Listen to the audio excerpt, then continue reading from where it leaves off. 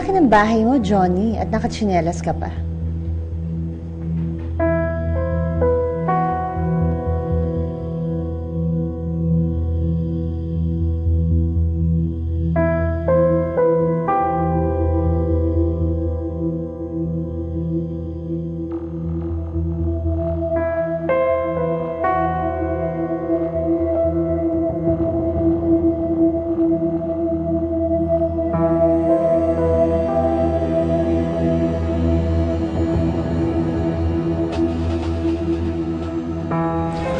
Aling mami, putakin niyo po kami 1 kilong bigas sa sardinas. Pangako po, magbabayad sa katapusan. Sige, pautangin kita. Basta lahat ng utang mo babayaran mo sa katapusan, ha? Opo, sigurado po yan. Kasalukuyang nagaganap ang arraignment ni Johnny Esquivel, isang restaurant magnate at ina ng MMA champion na si Efraim, the Prodigy Esquivel. Matatanda ang sinampahan ng kasong arson si Esquivel matapos sumanong ipasunog nito ang sariling branch ng restaurant. Ilayo niyo ako sa kanila! Papatayin nila ako!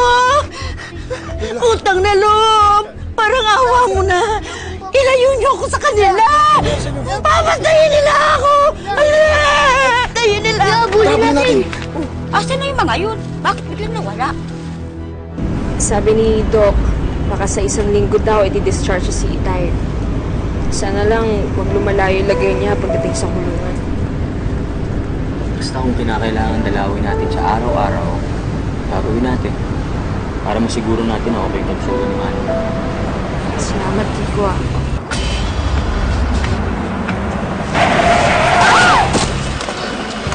Oh my God! Ano po ba kayo? Nasaktan po ba kayo? Manang! Manang! Tinawag ako! Manang!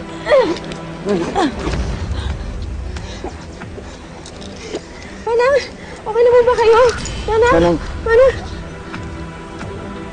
Lola Yoling?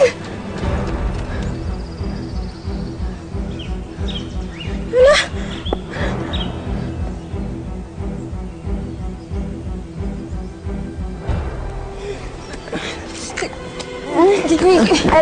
Dahan.